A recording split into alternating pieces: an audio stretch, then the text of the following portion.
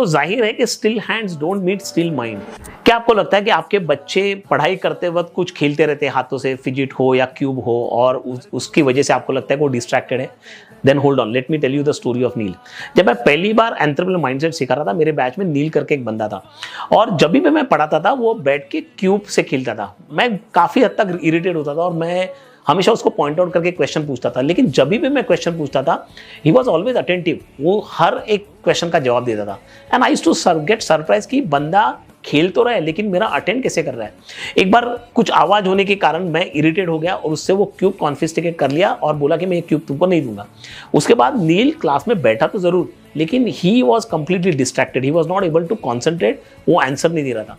मैं भी मन ही मन में सोच रहा था, क्योंकि I was also new teacher, तो मैंने पढ़ने की कोशिश की ये क्या phenomena, and then I realise that this is called as optimum stimulation theory, जहाँ पे बच्चे अपनी एक्स्ट्रा एनर्जीज अगर कंज्यूम करते तो वो ज़्यादा अच्छी तरह से फोकस कर सकते हैं। या काइनेस्थेटिक लर्नर जो कुछ हाथ में मूव करते हैं तो then they can focus even better.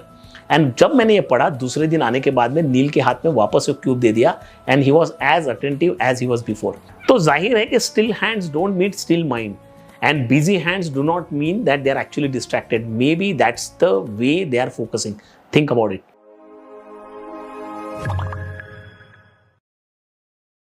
तो जाहिर है कि still hands don't meet still mind.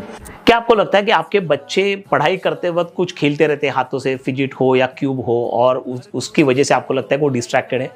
Then hold on, let me tell you the story of Neel. जब मैं पहली बार एंटरप्रेन्योर माइंडसेट सिखा रहा था, मेरे बैच में नील करके एक बंदा था, और जब भी मैं पढ़ाता था वो बैठ के क्यूब से खेलता था। मैं काफी हद तक इरिटेट होता था और मैं हमेशा उसको पॉइंट आउट करके क्वेश्चन पूछता था, लेकिन जब भी मैं क्वेश्चन पूछता था ही वॉज ऑलवेज अटेंटिव। वो हर एक क्वेश्चन का जवाब देता था and I used to get surprise कि बंदा खेल तो रहा है लेकिन मेरा अटेंड कैसे कर रहा है। एक बार कुछ आवाज होने के कारण मैं इरिटेट हो गया और उससे वो क्यूब कॉन्फिस्केट कर लिया और बोला कि मैं ये क्यूब तुमको नहीं दूंगा।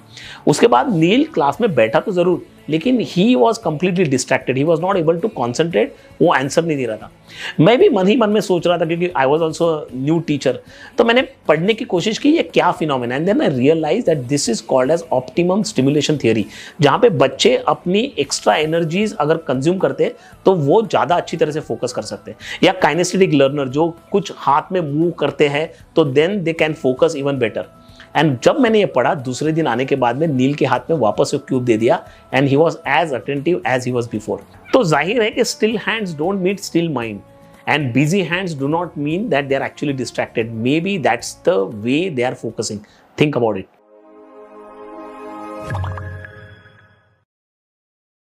तो जाहिर है कि still hands don't meet still mind. क्या आपको लगता है कि आपके बच्चे पढ़ाई करते वक्त कुछ खेलते रहते हैं हाथों से, फिजिट हो या क्यूब हो, और उसकी वजह से आपको लगता है कि वो डिस्ट्रैक्टेड है? Then hold on, let me tell you the story of Neel. जब मैं पहली बार एंटरप्रेन्योर माइंडसेट सिखा रहा था, मेरे बैच में नील करके एक बंदा था, और जब भी मैं पढ़ाता था वो बैठ के क्यूब से खेलता था। मैं काफी हद तक इरिटेट होता था और मैं हमेशा उसको पॉइंट आउट करके क्वेश्चन पूछता था, लेकिन जब भी मैं क्वेश्चन पूछता था ही वॉज ऑलवेज अटेंटिव। वो हर एक क्वेश्चन का जवाब देता था and I used to get surprise कि बंदा खेल तो रहा है लेकिन मेरा अटेंड कैसे कर रहा है। एक बार कुछ आवाज होने के कारण मैं इरिटेट हो गया और उससे वो क्यूब कॉन्फिस्केट कर लिया और बोला कि मैं ये क्यूब तुमको नहीं दूंगा। उसके बाद नील क्लास में बैठा तो जरूर, लेकिन he was completely distracted, he was not able to concentrate. वो आंसर नहीं दे रहा था। मैं भी मन ही मन में सोच रहा था, क्योंकि I was also new teacher, तो मैंने पढ़ने की कोशिश की ये क्या phenomena, and then I realise that this is called as optimum stimulation theory, जहाँ पे बच्चे अपनी एक्स्ट्रा एनर्जीज अगर कंज्यूम करते तो वो ज़्यादा अच्छी तरह से फोकस कर सकते हैं। या काइनेस्थेटिक लर्नर जो कुछ हाथ में मूव करते हैं तो then they can focus even better. And जब मैंने ये पढ़ा, दूसरे दिन आने के बाद में नील के हाथ में वापस वो क्यूब दे दिया and he was as attentive as he was before. तो जाहिर है कि still hands don't meet still mind and busy hands do not mean that they are actually distracted. Maybe that's the way they are focusing. Think about it.